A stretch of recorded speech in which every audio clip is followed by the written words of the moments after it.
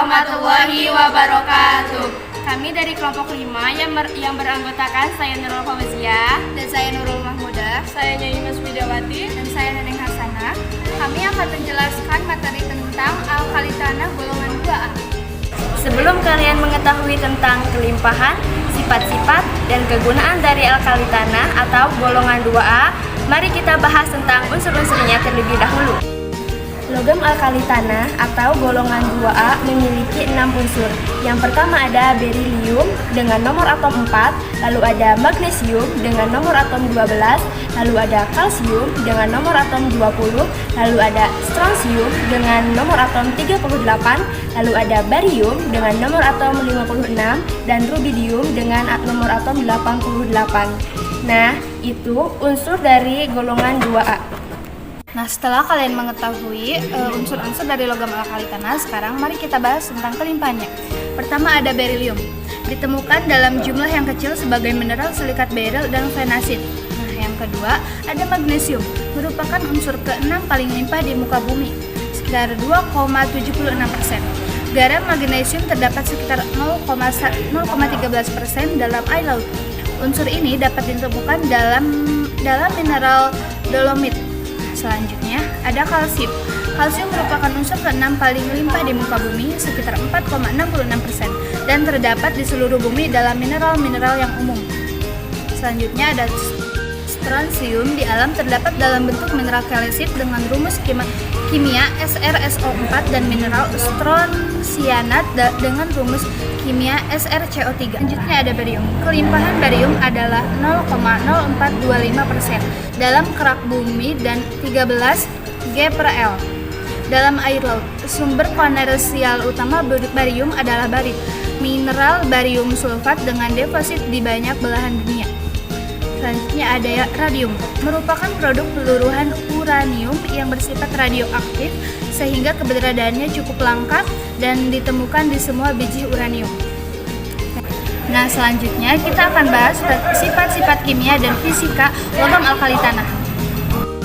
Mari kita bahas sifat kimia dari alkali tanah. Yang pertama, logam alkali tanah memiliki jari-jari atom yang besar dan harga ionisasi yang kecil.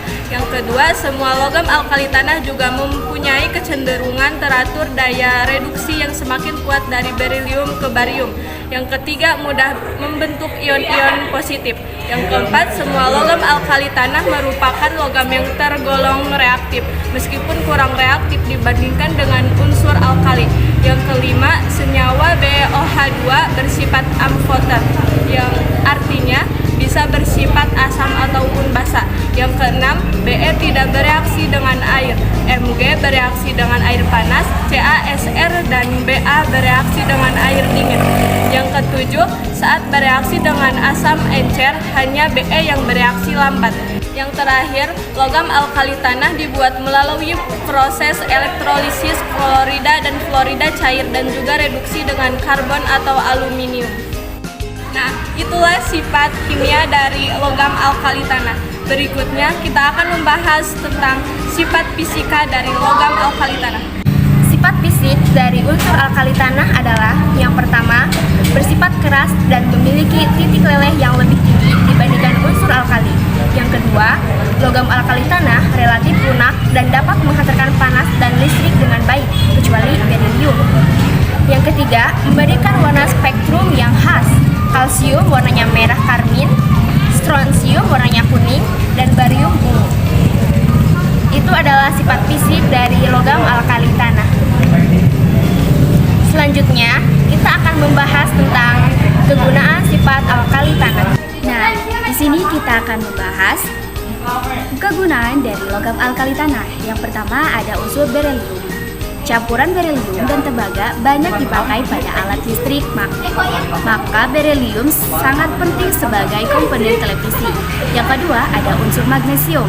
Magnesium digunakan untuk memberi warna putih terang pada kembang api dan pada lampu glitz. Yang ketiga ada kalsium. Kalsium digunakan pada obat-obatan bubuk pengembang dan plastik. Yang keempat ada strontium. Dalam senyawa SrNO32 memberikan warna merah apabila digunakan untuk bahan kembang api. Strontium sebagai Senyawa karbonat bisa digunakan dalam pembuatan kaca, televisi berwarna, dan komputer. Barium BaSO4 digunakan untuk memeriksa saluran pencernaan karena mampu menyerap sinar X. Kemudian, radium merupakan salah satu unsur kimia yang digunakan untuk mengobati kanker, khususnya kanker prostat yang sudah menyebar ke tulang. Nah, itulah mengenai kegunaan dari golongan 2A atau alkali tanah.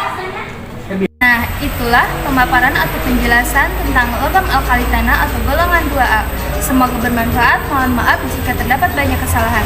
Wassalamualaikum warahmatullahi wabarakatuh.